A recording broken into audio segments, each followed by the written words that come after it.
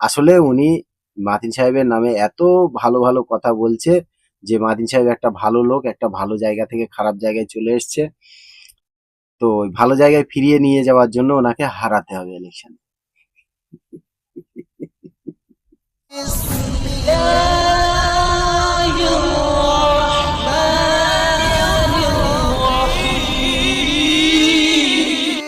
আসসালামু আলাইকুম প্রিয় দর্শক, আমার নাম মোহাম্মদ আব্দুল হাবিব মন্ডল আর আপনারা দেখছেন হাসিম মিডিয়া। আজকের একটা very very very interesting video আমি আপনাদেরকে কাছে নিয়ে এসেছি।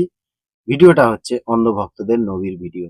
এই ধরনের কথা ওনার মুখ থেকে আমরা কোনো দিন শুনিনি, আজকে শুনবো ইনশাআল্লাহ। চলে শোনা যাক। বিলীন করে দিয়েছে।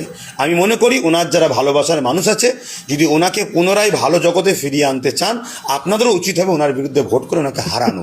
কারণ উনি যখনই হেরে যাবে, আমি বলি মিলিয়ে নেবেন, রাজ্য সরকার আর ওনাকে পাত্তা দেবে না, ছুঁড়ে ফেলে দেবে।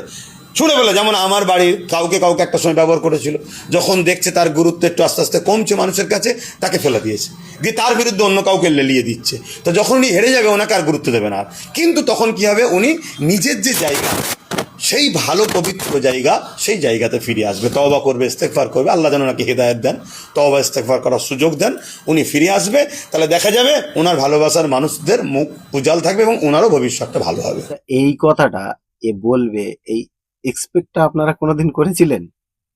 আর হঠাৎ করে এই যে মাতিন সাহেবের এত ফেরেস্তা বলছে, এই বিষয়টাই বলেছে, ও নিজেই বলে দিয়েছে, আপনারা হয়তো বুঝতে পারেননি।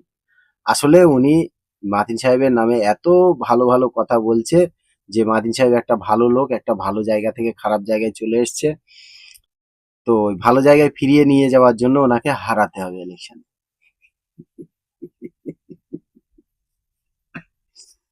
তো আমি বলছি, ফজা, এর আগে যে ফতোয়াগুলো দিলে ওই মাতিন সাহেবের নামে, আমার নামে, যে আমরা কাফের, আর মাতিন সাহেব নিমাই সাদের পোতা, ও সেই এরগা দালাল ওরগা দালাল, মরে গেলি জানাজা পড়া যাবে না, সেইগুলো এখন কোথায় গেছে? সেই ফতোয়াগুলো তোমার কই?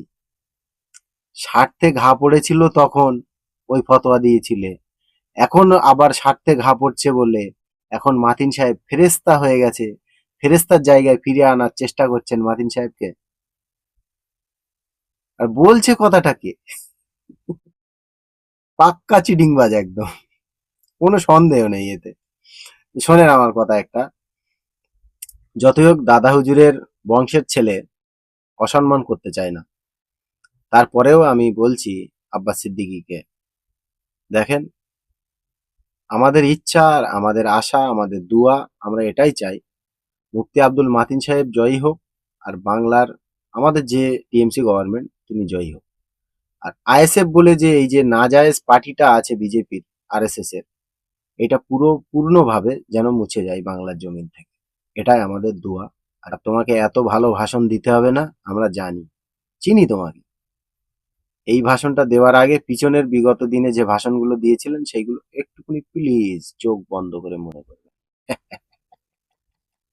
মনে পারবে।